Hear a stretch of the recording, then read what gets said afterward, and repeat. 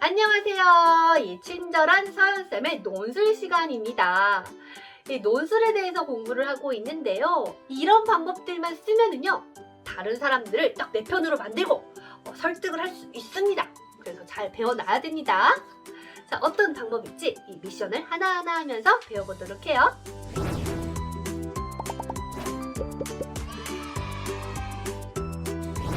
첫 번째 미션입니다. 이 전문가의 의견으로 근거를 쓰는 거예요. 늦게 자는 어린이들이 많이 있어요. 그죠? 왜 혹시 우리 초등생활 처방전 어린이 친구들도 그러는 거 아니에요? 네.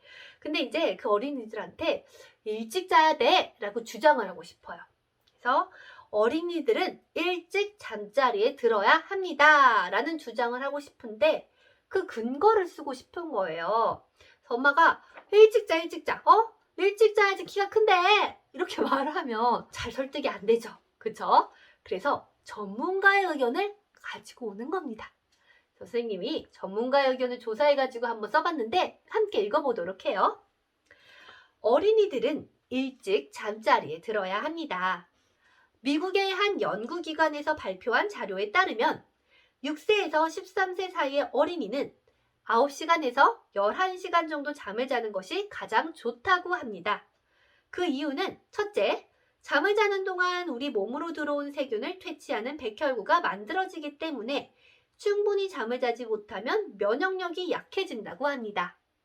둘째, 잠을 자는 중에 성장 호르몬이 분비되기 때문에 성장기에 있는 어린이들은 더욱 일찍 자야 합니다. 셋째, 비만이 되지 않기 위해서입니다. 이대용 중앙대 소아청소년과 교수는 소아 수면 시간과 비만과의 상관관계는 이미 여러 연구를 통해 밝혀졌다며 얼마나 자는지도 중요하지만 몇 시에 잠드는지도 중요하다라고 설명했습니다. 수면 시간이 부족하면 식탐 호르몬이라 불리는 그렐린이 분비가 증가하고 식욕을 억제하는 렙틴이라는 호르몬 분비는 감소해서 잠을 늦게 자면 살도 찐다고 합니다. 어때요? 굉장히 전문가의 의견이 막 들어가 있죠. 교수님 의견도 들어가 있고 어려운 그런 호르몬 이름도 나옵니다. 그래서 오, 그렇구나. 좀 잠을 일찍 자야 되겠구나. 이런 생각이 들어요. 그래서 다른 사람을 설득하는 그런 글을 쓸 때 이렇게 내 주장과 맞는 전문가의 의견을 가져다가 쓰는 거예요. 어디서 조사하냐고요? 네, 이제 인터넷에서도 찾아보고 혹시 책에서 봤다면 그 내용도 가지고 오고 하는 겁니다. 그래서 그 내용을 넣어가지고 설득을 하는 거예요. 자, 그럼 두 번째 미션입니다.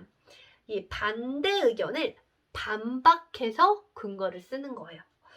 이 말이 조금 뭔지 예문을 좀 보면서 생각을 해야 될 거예요.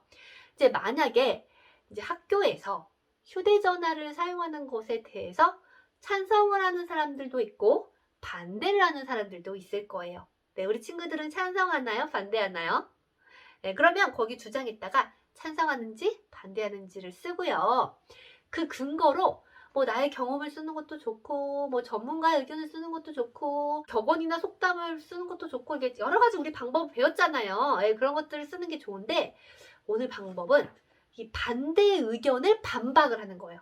그래서 예를 들면은 어떻게 하냐면 교내에서 휴대전화 사용에 찬성합니다.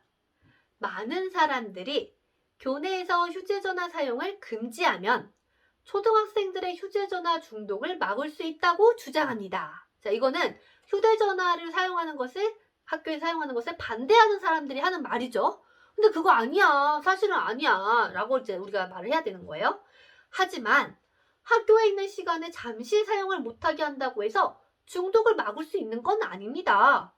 오히려 휴대전화 생각만 계속 나고 위험하거나 급한 상황에서 휴대전화 사용을 하지 못할 것입니다. 휴대전화를 이용해서 좋은 자료를 찾거나 사진을 찍는 등 공부에도 활용할 수 있기 때문에 휴대전화 사용에 대한 자제력을 기를 수 있는 방법을 생각해야지 무조건 금지만 시키는 것은 아니라고 생각합니다. 라고 말을 하는 거예요.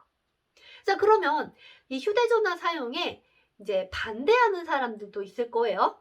그러면 반대하는 사람은 찬성하는 사람이 하는 말을 반박하면서 아니 그거 아니야 라고 말을 하면서 주장을 하는 거예요. 예시를 한번 볼게요.